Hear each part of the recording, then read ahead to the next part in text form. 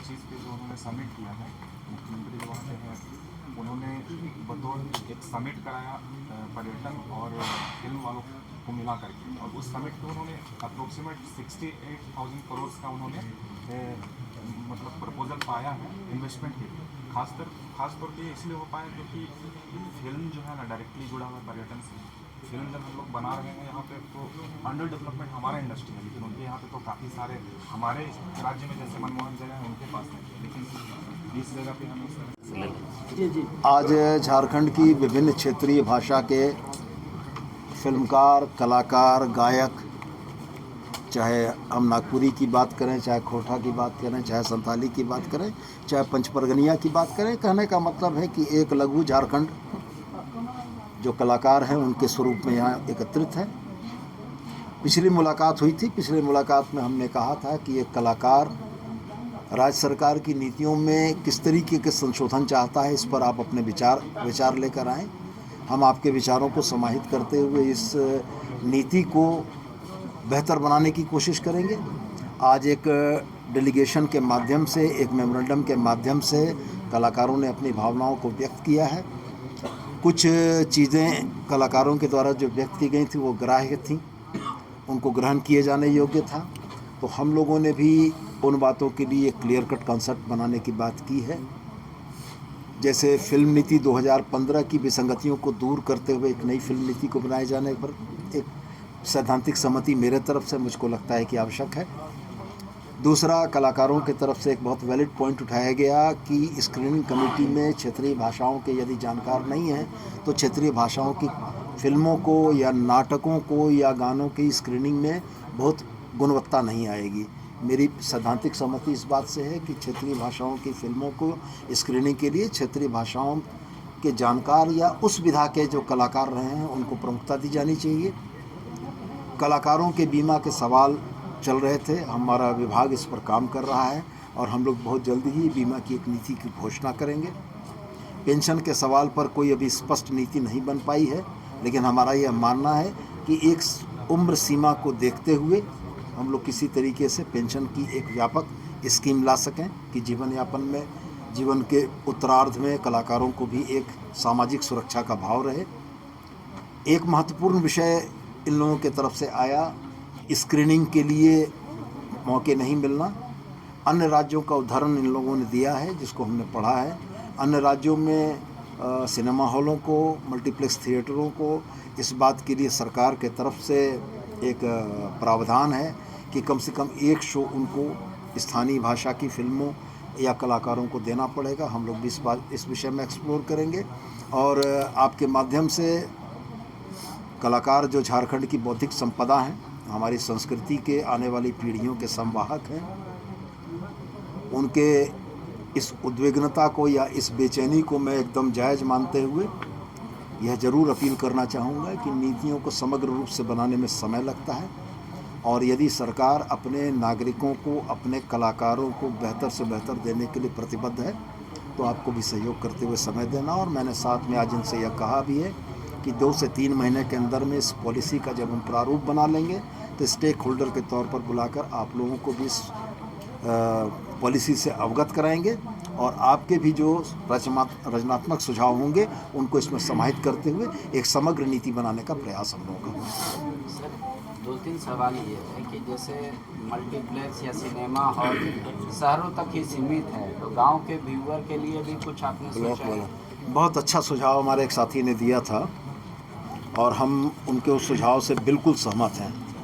उनका यह कहना था कि राज्य सरकार की जो आधारभूत संरचनाएं सुदूरवर्ती इलाकों में हैं, उन इलाकों में हमारे सत्यापित कलाकारों को फिल्म दिखाए जाने की अनुमति दिए जाने का प्रावधान हो जाए, जिससे ये गांव देहात में जाकर अपनी फिल्मों की स्क्रीनिंग कर सकें।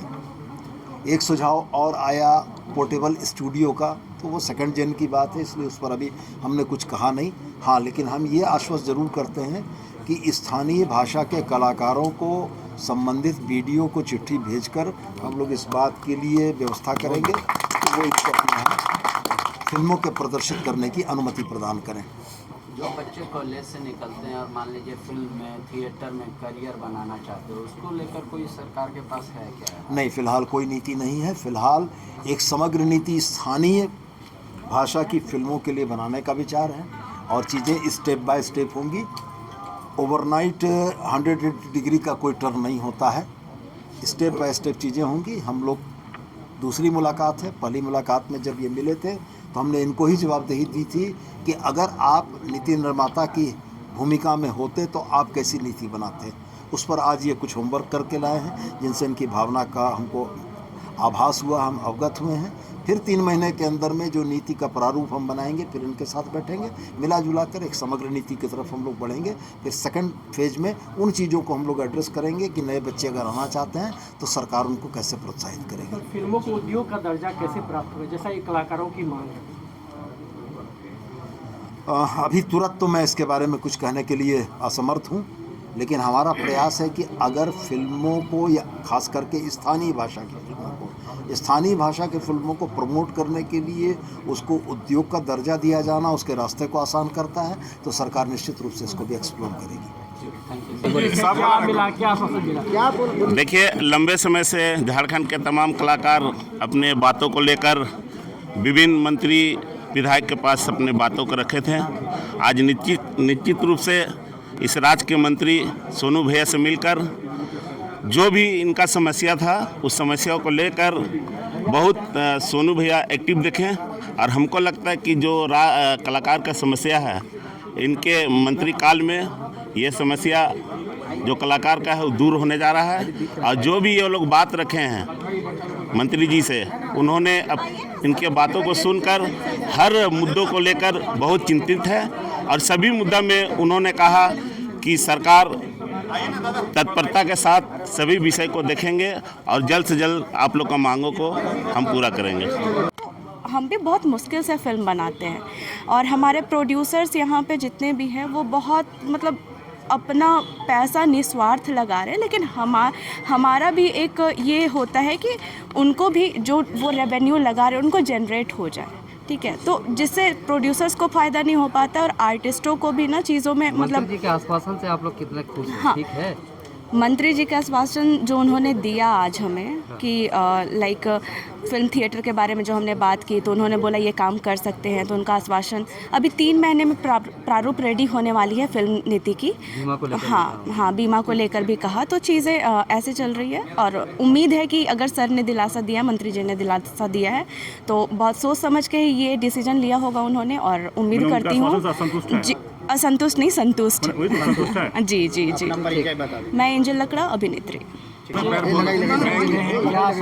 ये दूसरी बैठक थी और जितने भी प्रमुख मुद्दे थे वो फिल्म नीति को 25 फिर से बनाना और ऐसा बनाना कि यहाँ के स्थानीय लोगों को ज़्यादा फ़ायदा मिले।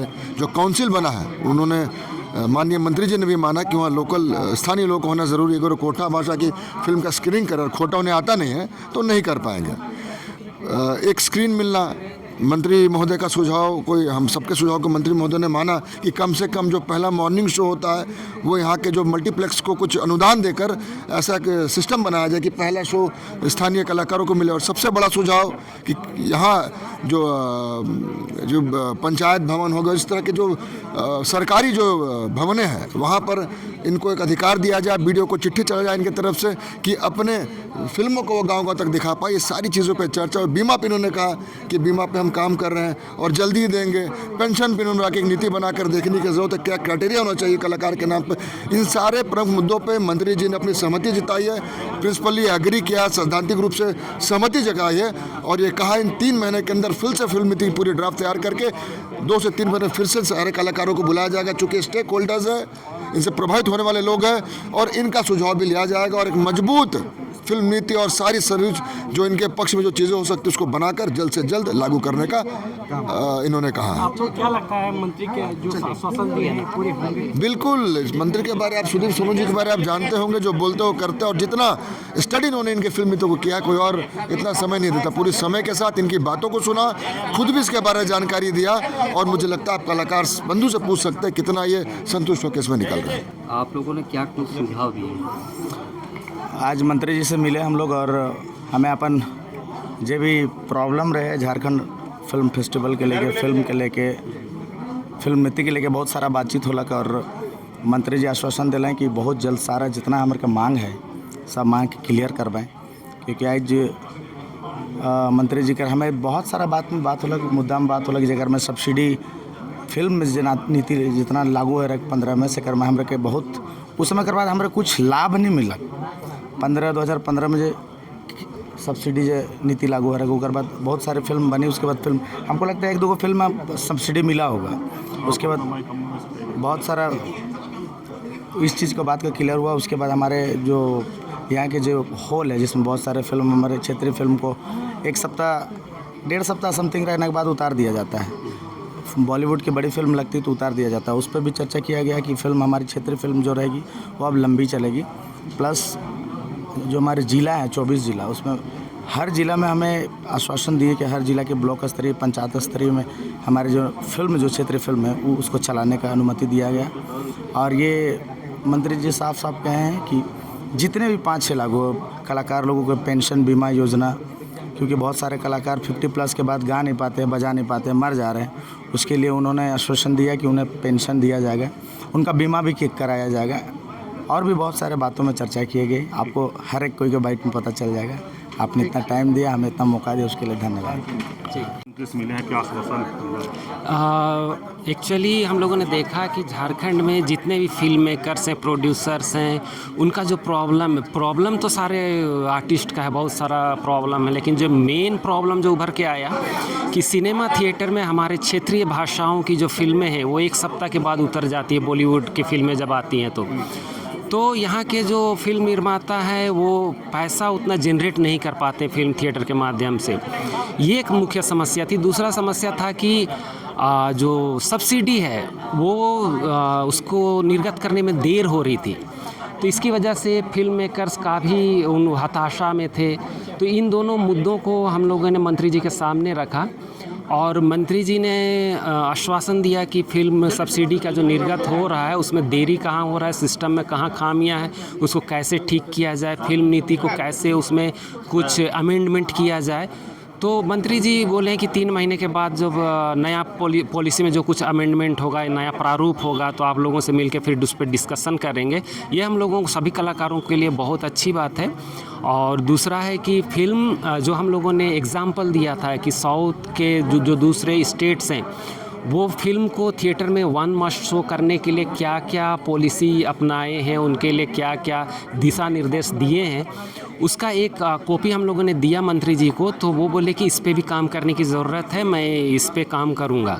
तो मंत्री जी से आज का मिलना हम लोगों के लिए बहुत ही, उनका रिस्पांस बहुत पॉजिटिव था और मंत्री जी यहाँ के कलाकारों को एक बौद्धिक संपदा के रूप में देख रहे हैं, ये बहुत अच्छी बात है।